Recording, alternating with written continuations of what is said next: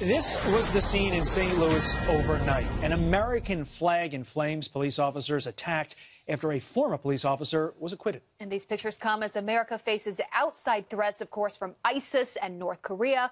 But Alan Dershowitz says now is the time for our country to unite, not be further divided. And he joins us now, the Harvard Law professor emeritus, author of Trumped Up, Alan Dershowitz. Always so good to have you. And in person this morning. What a pleasure. Yep, I'm back from Martha's Vineyard here in New York.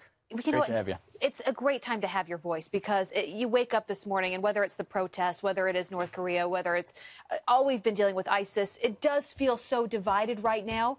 How do we move forward? Well, it is divided because both the hard right and the hard left engage in identity politics. For the hard left, we're not going to listen to you.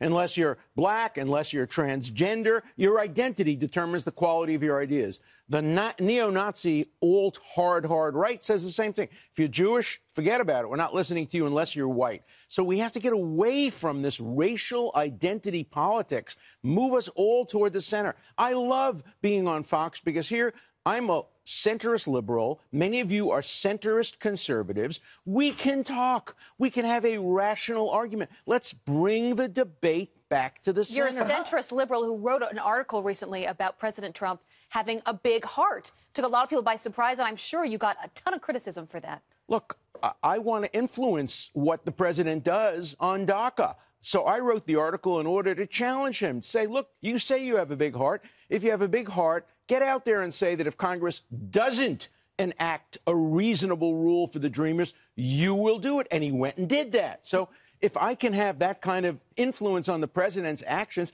I'm going to continue to do it. So the president is working now with Democrats. That's a very good sign. I want to congratulate Pelosi, Schumer, and President Trump, all of them, for trying to work together to solve this difficult problem. I'll congratulate them when they actually work in good faith. We'll see if that actually happens. But how do you move past it when the left and the so-called mainstream media, which is not mainstream at all anymore, characterizes President Trump's position, which is nationalism, America first, Americanism, regardless of your race or gender? They classify that as white nationalism. It's ridiculous. But see, the hard right gets mischaracterized as if it's in sympathy with white nationalists, when actually believing in your borders and citizenship and having a country is a pretty mainstream idea. We're having a dispute about what it means to be on the hard right. I'm talking about the guys in Charlottesville who had, KKK signs, who were neo-Nazis. Of course. Wouldn't you say that number, though, is a lot smaller? Wouldn't you say that number is a lot smaller than the hard left? Well, I agree. No, I agree.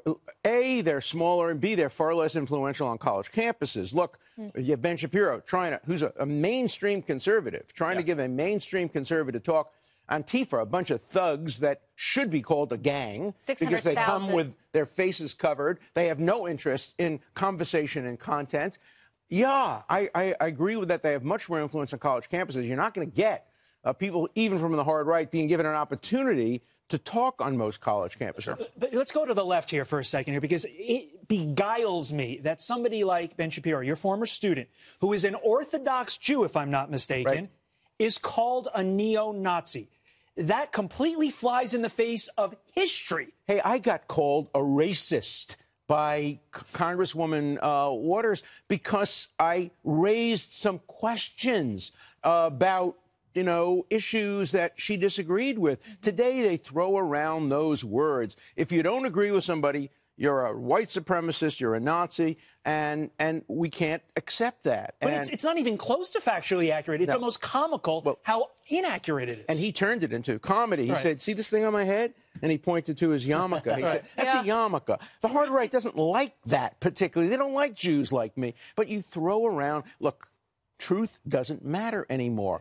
What side are you on? I love to quote my old grandmother from Poland. I would come home and say, Grandma, the Brooklyn Dodgers won. And she would say, yeah, but was it good or bad for the Jews? So that was her only criteria. Today, is it good or bad for gays? Is it good or bad for Republicans, for Democrats? Why not? Is it good or bad for America? Then why can't we move? How do we move forward? Because it seems like it's so easy for everyone to throw around whatever names they want to, right? To side with whoever they want to say whatever you want about the president, about everyday people. How do we move forward? How do we build back the respect in this country? Or can we? Well, I like the fact that ESPN said, look, we're about sports, and don't talk about white supremacy on the show. People have a right to express whatever views they want, but when I go to watch football. I want to see a quarterback make a great pass. I don't care what his race is. But they also fired conservatives. If any conservative had said something like that, they would have been canned. So a nice press release is fine, but doesn't that fly in the face of who ESPN really is? One thing we have to have is what I call a circle of civility. Harvard says Manning can't come and be an honorary whatever. It has to have the same rules, right and left. ESPN has to have the same rules, right and left. Everybody has to be neutral when it comes to free speech. Whatever Berkeley does with Ben Shapiro, they have to do the same thing when it comes to somebody on the left. We have to have uniform rules. We have to bring us all closer to the center. And let's talk. Let's not shout. Such a great point. If we can't even agree on the rules, That's like right. free speech, then you can't have a conversation. You know what? Circle of civility. We love it. Let's leave it there. We wish you were the leader of the Democratic Party, sir. That would be amazing. Professor, thank you so much. Thanks a lot, Thank sir. you. Appreciate it.